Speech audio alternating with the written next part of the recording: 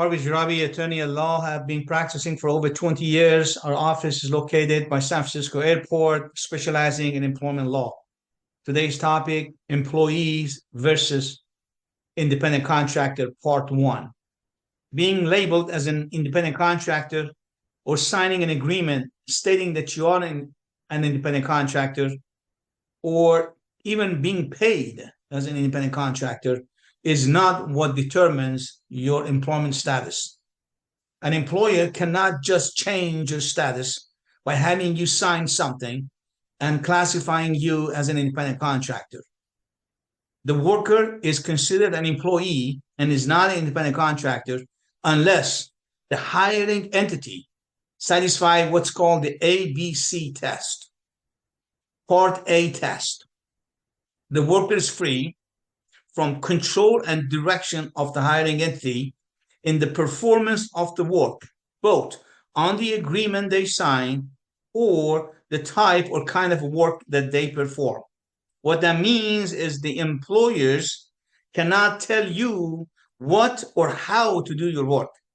You must have complete discretion, control over what you and how you will do your work.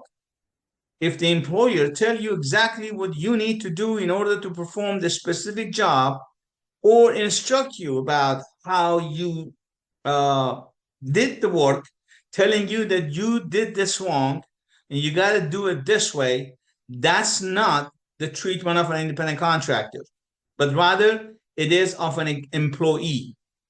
In other words, the hiring entity business need not control the precise manner or details of your work.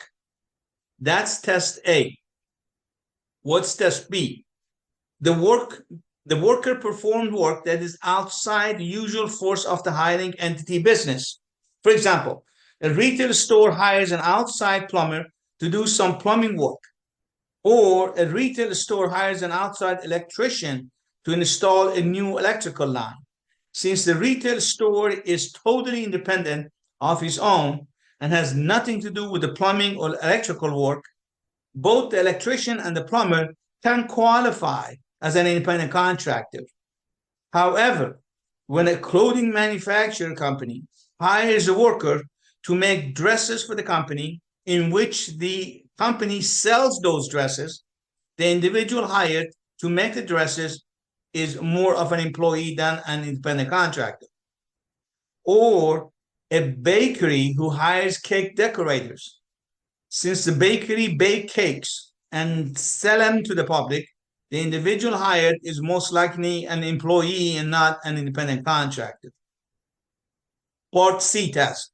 The hiring entity must prove that the worker is customarily and currently engaged in an independently established trade or occupational business. That means the individual hired already has established his or her own business. That's the individual has an independent business operation already in existence at the time of hiring.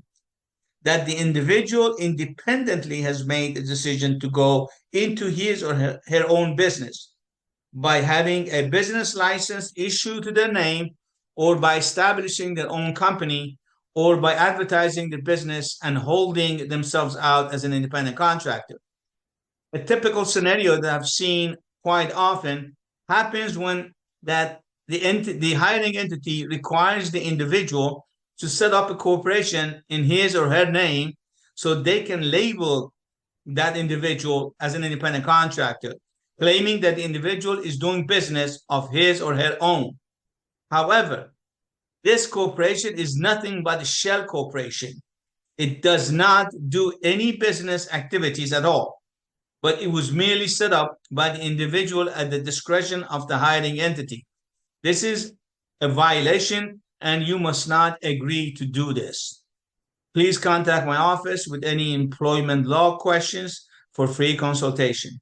Please be sure to like and to subscribe and turn on your notification.